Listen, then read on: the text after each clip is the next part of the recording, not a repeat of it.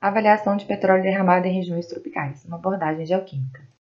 O derramamento de petróleo no mar é uma das principais problemáticas envolvidas nas atividades petrolíferas, e assim que o petróleo entra no meio ambiente, ocorrem alterações nas suas propriedades físico-químicas devido aos processos intempéricos. A caracterização do óleo é importante para auxiliar na identificação do responsável legal e para a escolha de medidas de remediação de áreas impactadas. Para isso, é necessário usar um conjunto de técnicas analíticas para obter resultados confiáveis. As principais técnicas analíticas utilizadas para derrame são GCFID, GCMS e petroliômica, que avaliam processos de evaporação, fotooxidação e também auxiliam na identificação da origem do óleo. O presente trabalho teve por objetivo avaliar a alteração composicional de 2 óleos brasileiros expostos a efeitos intempéricos a partir de uma simulação de derrame em água do mar. Foram utilizadas 2 condições de simulação, irradiadas e não irradiadas pela luz solar, e foram realizadas coletas ao longo do tempo. Os compostos inorgânicos analisados por GCFID mostraram uma diminuição significativa em suas abundâncias para ambos os óleos nas 2 condições de simulação. Devido às altas temperaturas durante o experimento, é sugerido que a depleção ocorreu devido ao processo de evaporação. Razões diagnósticas de origem a partir dos biomarcadores saturados analisados por GCMS apresentaram um desvio padrão relativo menor ou igual a 5% ao longo do tempo, mostrando que são confiáveis na correlação entre a amostra de derrame e possível origem do mesmo. Os HPAs, analisados também por GCMS, mostraram o mesmo comportamento de depleção para ambos os óleos nas 2 condições de experimento, que sugere a degradação por evaporação. No entanto, para as unidades irradiadas, pode também ter ocorrido fotooxidação, que tem por característica formar produtos polares oxigenados. Então, a análise da fração polar se faz necessária para esclarecer quais tipos de compostos foram formados por esse processo.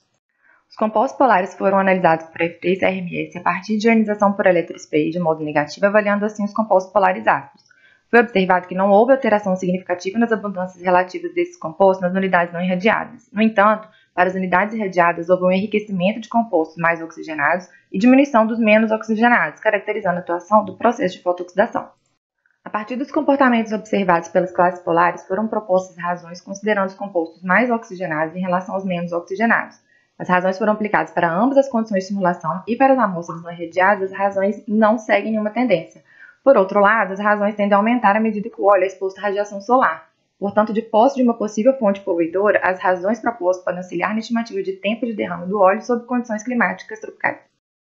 O presente trabalho mostrou que para petróleo derramado em condições climáticas tropicais, o processo de evaporação é atuante na degradação de neocanos e HPAs, biomarcadores saturados são confiáveis para identificar a origem do derrame, e há um enriquecimento significativo dos compostos polares mais oxigenados, que permitiu propor novas razões para estimar tempo de derrame. Gostaria de agradecer ao ENF, ao LENEP, ao Laboratório Thomson da Unicamp, à CAPES e aos coautores desse trabalho, que teve os resultados completos publicados na Marine Pollution esse ano e pode ser acessado através desse QR Code. Obrigada. Olá a todos, meu nome é Giovana. Eu vou apresentar o projeto Climatologia de Radiação Solar para a região sul do Brasil. Por diversos motivos, o aproveitamento da radiação solar se tornou uma das mais promissoras opções da grade energética do nosso país. Esse trabalho tem como objetivo produzir os mapas de incidência de fluxo de radiação solar para a região sul do Brasil, com enfoque no estado de Santa Catarina.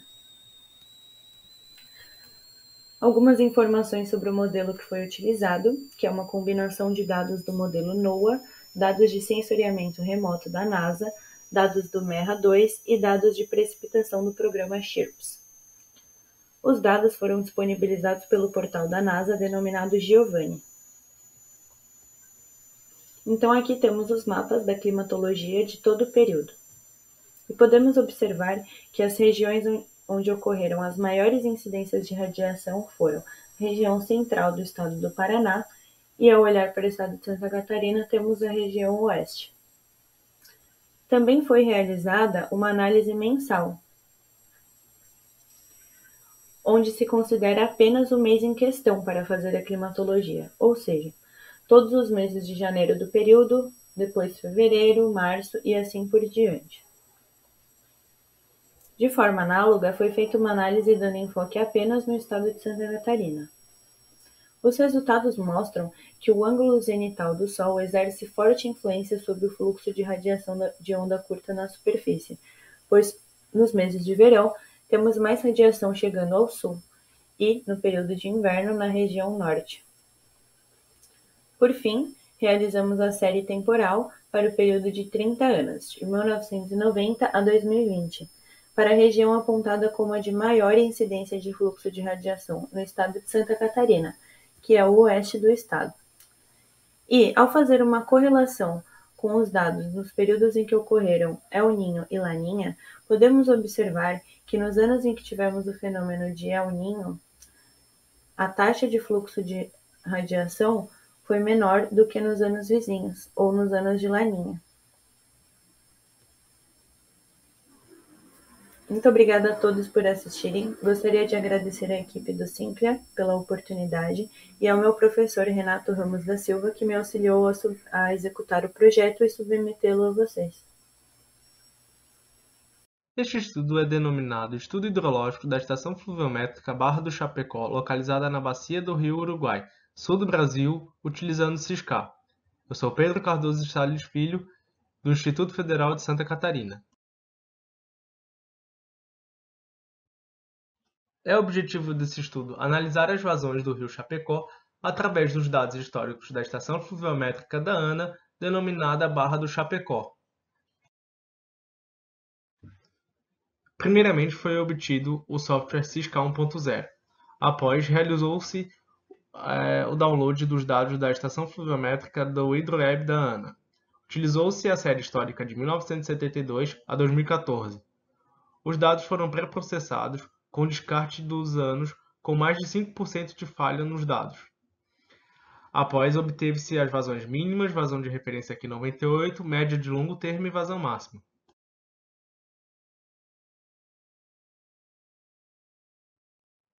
Neste slide de resultado e discussão, temos os resultados das vazões mínimas Q710, que são as vazões mínimas que ocorreram em 7 dias consecutivos num período de retorno de 10 anos.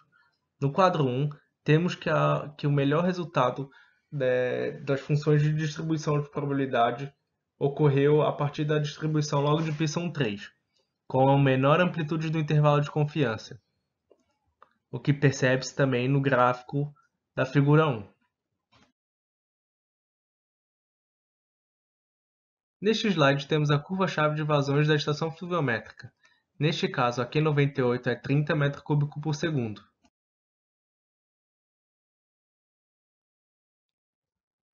No quadro 2, tem-se as vazões médias mensais de longa duração, da estação fluviométrica. Já para todo o período analisado, a vazão média de longa duração é aproximadamente 254 m3 por segundo.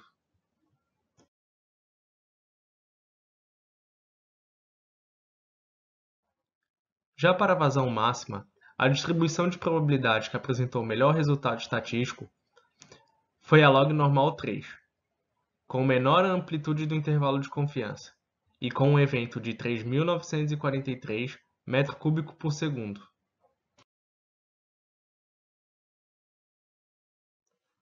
A estação fluviométrica apresentou uma longa série de dados, o que é interessante do ponto de vista estatístico. Os valores de vazão através da descarga específica constante podem ser utilizados em futuros trabalhos, projetos e auxiliar no gerenciamento da bacia hidrográfica. O software possui uma boa aplicabilidade, uma interface simples e é de fácil utilização. Muito obrigado por assistir a essa apresentação. Olá, eu sou a Josiane Luciárcimo, sou estudante do curso técnico em meteorologia do IFSC e irei apresentar o estudo preliminar de estimativas de precipitação nas subbacias do Sistema Interligado Nacional de Energia. Atualmente, a bacia do Rio Paraná encontra-se em situação de seca severa, com condições de chuva inferiores à média dos últimos 22 anos.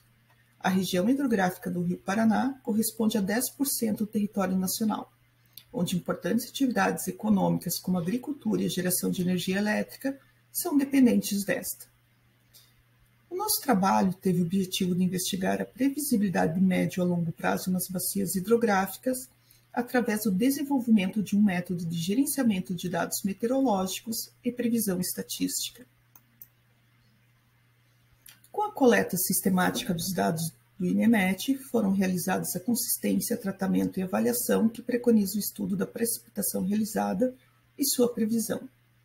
A previsão de médio a longo prazo da precipitação foi elaborada por um modelo autorregressivo de médias móveis para gerar um serviço climático, como, por exemplo, para o prognóstico do comportamento dos preços da energia elétrica, tanto para o mercado quanto para o consumidor brasileiro. Os resultados preliminares mostraram-se satisfatórios na análise espacial georreferenciada por subbacia com estações meteorológicas e com produto de precipitação MERGE. Concluindo, o método em questão mostrou-se interessante para elaborar previsões estatísticas baseadas na própria variabilidade temporal da precipitação realizada, além da comparação de distintas escalas temporais de penta das móveis de precipitação nas subbacias da matriz energética brasileira e a contribuição de cada modo principal de variabilidade para uma previsão estatística intrasazonal.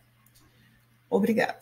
Sou Luan Silva e irei retratar o tema intitulado Mapeamento do potencial eólico e estudo de complementaridade entre recursos de fontes renováveis no estado de Alagoas. A preocupação referente às emissões de gases de efeito estufa influenciadas por ações antrópicas são recorrentes no mundo, fator também relacionado à maior necessidade de geração de energia limpa devido ao crescimento populacional acelerado. Para agregar na matriz energética brasileira, foi realizado o presente estudo no estado de Alagoas pelas características do clima quente e úmido, fator crucial para a geração de ventos fortes, e presença do regime de ventos anual com persistência de direção leste-sudeste proveniente dos baixos níveis e da sobreposição de alta pressão do Atlântico. Tendo em vista que o comportamento dessas variáveis meteorológicas favorecem o desenvolvimento de usinas eólicas, foram utilizados modelos atmosféricos para avaliação das áreas promissoras ao melhor aproveitamento da energia eólica, assim como estudos de complementaridade às outras fontes.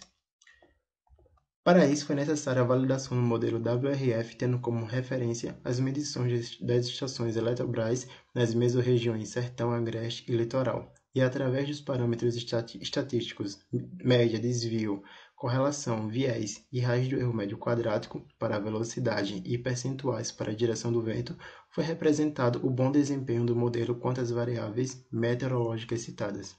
Olá a todos, meu nome é Vanessa Lopes e hoje vou falar sobre o potencial do uso do microgerador termoelétrico baseado no efeito Ziggy-Beck para a captação de energia residual como self-power aplicada a sensores autônomos. Estes são os principais tópicos da apresentação. A crescente demanda energética dos últimos anos tem se destacado o uso da técnica de Energy Harvest, que vem recebendo apoio por diversos pesquisadores e se mostrando uma alternativa para a geração de energia elétrica.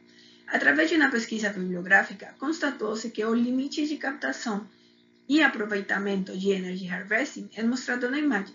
Dentro desse rango, encontram-se dispositivos como módulos GPS, sensores wireless, sensores autônomos, relógios de tempo real, entre outros.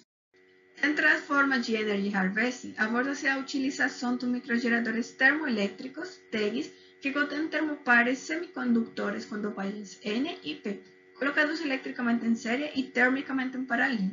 Quando um gradiente de temperatura é aplicado ao módulo, os portadores de carga do material dopado difundem-se do lado quente para o lado frio. Isso resulta em uma diferença de potencial no material caracterizado pelo efeito Ziggy-Beck. No fluxograma pode-se ver o processo. Portanto, os TEGs comerciais entram como uma alternativa de aplicação.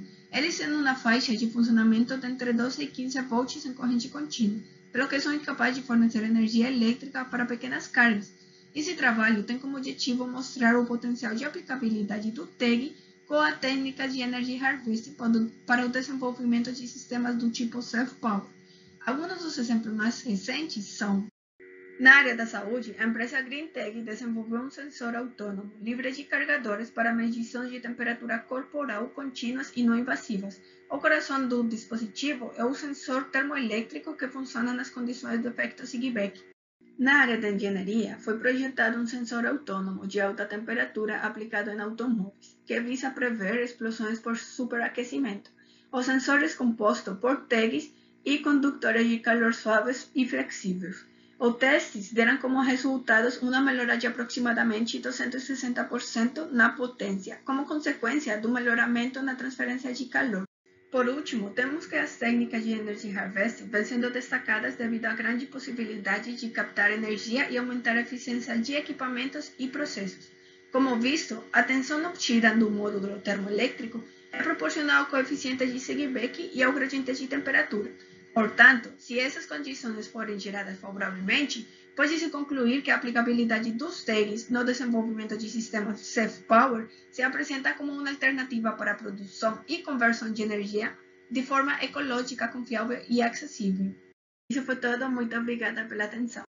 Boa tarde a todos, meu nome é Laércio Martins e eu vim apresentar hoje um trabalho titulado Produção de Petróleo e Externalidades Ambientais, o caso do derramamento de óleo no Nordeste brasileiro em 2019. Esse trabalho foi escrito juntamente com a Carolina de Souza, Lara Monteiro e o Luan Santos. Bom, contextualizando sobre esse derramamento na costa brasileira em 2019, ele é considerado o desastre mais severo do Brasil, impactou muitas atividades econômicas, principalmente o turismo e a pesca, e expôs a vulnerabilidade econômica da região Nordeste. Infelizmente, a origem ainda é incerta e os responsáveis não foram identificados, mas especula-se que foi um descarte de navio, intencional ou não, ou naufrágios, recentes ou antigos. Bom, nesse contexto, o objetivo desse trabalho foi analisar criticamente os impactos econômicos e ambientais com base no conceito econômico de externalidade, avaliando se as decisões tomadas atenderam aos novos paradigmas de sustentabilidade. Como metodologia, a gente teve primeiro uma pesquisa bibliográfica exploratória, seguida pela revisão dos conceitos econômicos associados ao meio ambiente e a identificação dos objetivos de desenvolvimento sustentável relacionados ao tema. E então a gente relacionou esses 3 itens para análise proposta. Bom, como resultado, a gente observou que a internalização das externalidades seria uma forma econômica de minimizar os impactos, inserindo um custo aos agentes poluidores. As multas seriam então voltadas para auxiliar essas comunidades, havendo assim uma compensação socioambiental. Mas, infelizmente, isso não foi possível, pois os responsáveis pelo derramamento ainda não foram identificados. Em relação aos objetivos de desenvolvimento sustentável, a gente fez uma avaliação de todos, e esses aqui apresentados são aqueles que foram negligenciados nesse episódio. A gente chama atenção aqui para o 12, consumo e produção sustentáveis, porque houve uma falha no manejo ambiental correto do óleo, e no 14, que é a vida na água, porque houve sérios impactos aos ecossistemas marinhos. Então, como conclusão, a gente tem que o meio ambiente, economia e qualidade de vida estão intrinsecamente relacionados. Comunidades e ecossistemas das zonas costeiras ficam muito vulneráveis às externalidades negativas da indústria do petróleo, como a gente viu nesse episódio. Os ODS foram negligenciados e é importante descobrir os culpados para que eles assumam o papel como agente poluidor e paguem pelos impactos causados. Obrigado a todos e se houver alguma pergunta, a gente está disponível. Apresentar un revisado de avanzado do impacto ambiental da energia nuclear no Brasil por Lady Tatiana Ballesteros e Camilo Guerrero. Como uma introdução, a apresentação seguinte mostrará uma revisão de uma avaliação dos impactos ambientais da energia nuclear no mundo, a sua implementação em maior escala no Brasil, a fim de aumentar a matriz energética do país. Antes de desenvolver o tema, vou definir uma energia nuclear. É a energia que deriva de uma revisão de nuclear. Para gerar eletricidade, a energia deve primeiro ser liberada. Esta energia pode ser obtida de 2 maneiras: fusão nuclear, fissão nuclear. Na fusão nuclear, a energia é liberada quando os átomos se combinam ou se fundem para formar um átomo maior. É assim que o Sol produz energia. Na fissão nuclear, os átomos se separam para formar átomos menores, liberando energia a usinas nucleares, utilizando a fissão nuclear para produzir eletricidade. Os objetivos são os seguintes. A metodologia para nosso trabalho de pesquisa por modalidade corresponde a uma análise avaliação destinada a resolver as seguintes questões problemáticas, como são avaliados os impactos ambientais da energia nuclear em relação à mudança climática, como a energía nuclear tem influenciado o medio ambiente, la metodología fue desenvolvida sobre el siguiente esquema. Inicialmente, una revisión bibliográfica dos impactos ambientais, analisado dos impactos ambientais de outras fontes de energia e uma investigação descritiva, quantitativa e qualitativa dos impactos ambientais a fim de demonstrar a viabilidade de aumentar sua implementação no Brasil. Os dados obtidos correspondem a referências bibliográficas e datas onde a energia nuclear é melhor desenvolvida e desenvolvimento da discussão da avaliação dos impactos ambientais é basado no desenvolvimento de energia nuclear no Brasil e posteriormente é feita uma análise de acordo com os resultados obtidos no estudo comparativo. Os resultados mostram um ênfase nos impactos positivos da energia nuclear, aplicando no mundo algumas melhoras que podem ser implementadas, gerando uma discussão sobre a importância de avaliar os impactos ambientais para mitigar a mudança climática e a implementação de projetos de energia nuclear em maior escala para contribuir para a autossuficiência e a matriz energética do país. Olá, pessoal. Meu nome é Vivian e vim aqui apresentar o meu trabalho Sensoriamento Remoto aplicado à identificação de potencial solar na ilha de Santa Catarina. Na era contemporânea, onde a humanidade se multiplica e utiliza cada vez mais energia, é urgente, contingente, progredir sem perder de vista a preservação dos recursos naturais terrestres. Nesse sentido, o objetivo principal desse trabalho é desenvolver um modelo em SIG para identificar áreas com potencial solar em escala regional, utilizando imagens de sensores remotos ativos e modelos solares já disponíveis. Dessa forma, como materiais e método, foram realizadas pesquisas bibliográficas, foi definida a fonte de energia solar e assim foi desenvolvido o modelo e a aplicação. Os materiais utilizados foi o software ArcGIS, as imagens do SRTM para geração de modelo digital de elevação e as imagens Landsat para a gente poder fazer o uso e ocupação do solo e definir as restrições, no caso das unidades de conservação, e a área de estudo escolhida foi a parte insular da ilha de Florianópolis. Então foi gerado primeiramente o potencial solar por aspecto, que leva em consideração as faces de sol, e o potencial solar absoluto, que mede a radiância durante o ano, aqui foi usado 2019, sem considerar o aspecto. Unindo esses dois fatores, a gente pôde calcular o potencial solar relativo e, retirada as restrições, no caso das unidades de conservação, a gente conseguiu calcular no final o potencial solar final da área.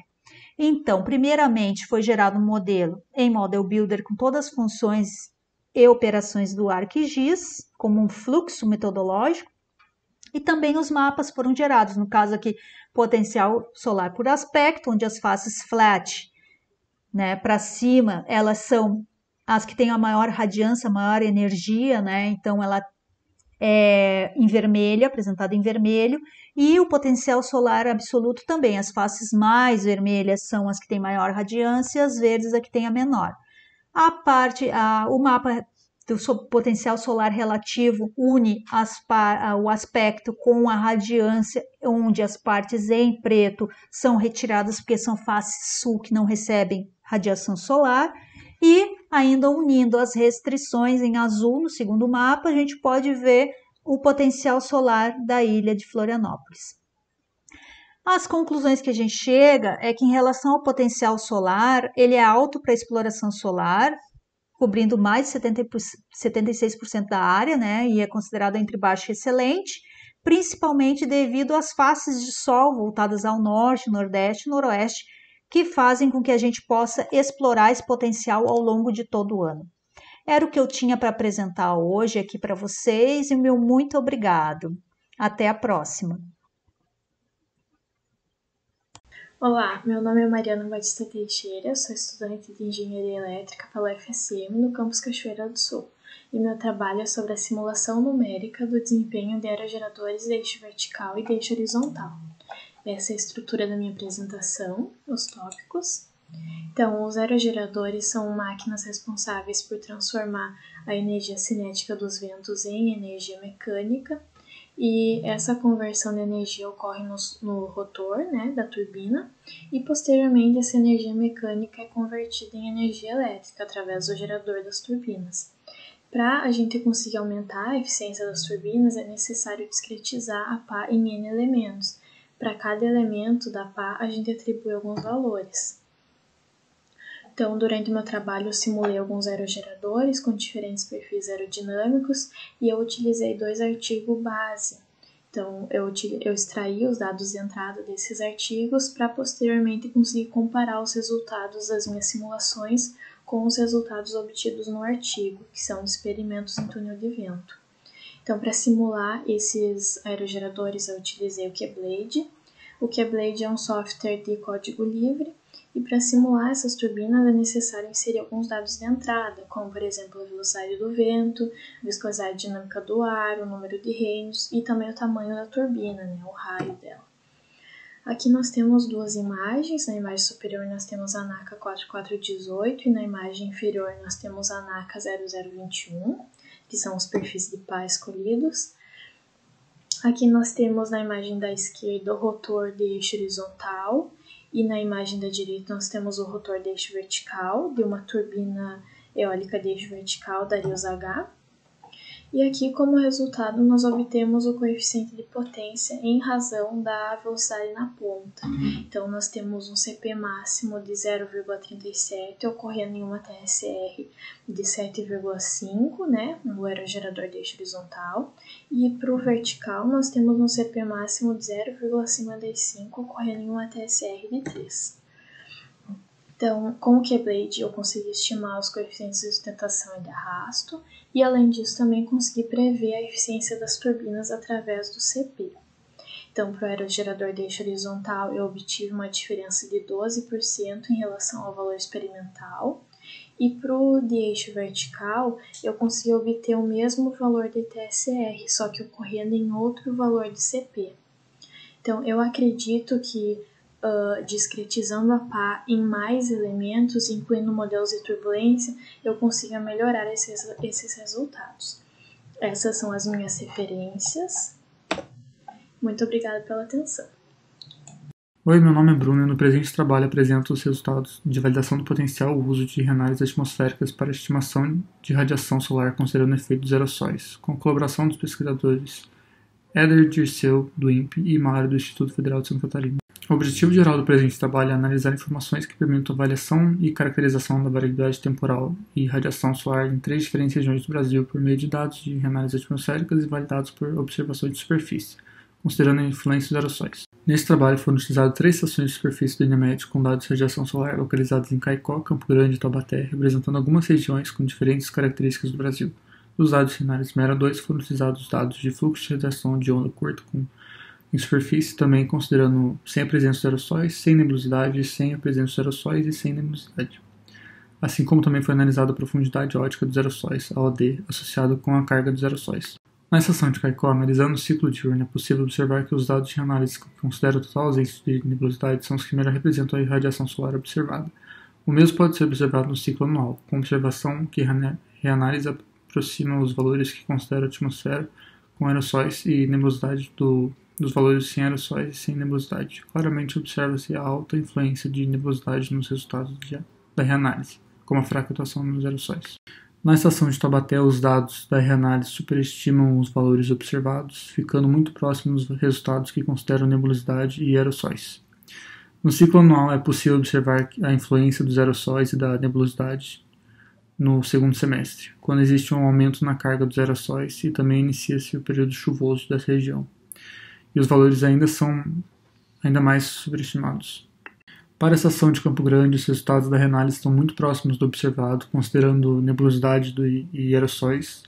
No segundo semestre, observa-se as maiores diferenças quando é possível observar uma carga muito grande dos aerossóis a partir de julho até outubro. É importante ressaltar a proximidade dos valores de reanálise quando é considerada a presença dos aerossóis e a ausência de nebulosidade nos dados. Este estudo teve como objetivo avaliar os dados de radiação solar da reanálise meteorológica MERA 2 utilizando dados observados de estações meteorológicas de superfície. Os resultados mostram um comportamento diferente para as 3 estações.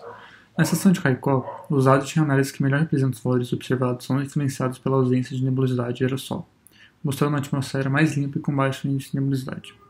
A estação de Taubaté mostrou um comportamento regular com valores ligeiramente superiores ao observado, considerando a Sky. A estação em Campo Grande apresentou um comportamento próximo ao observado com Cyrano Sky. No segundo semestre, os resultados da reanálise apresentam claramente efeitos aerossóis e da nebulosidade, onde é possível observar a alta concentração de aerossóis.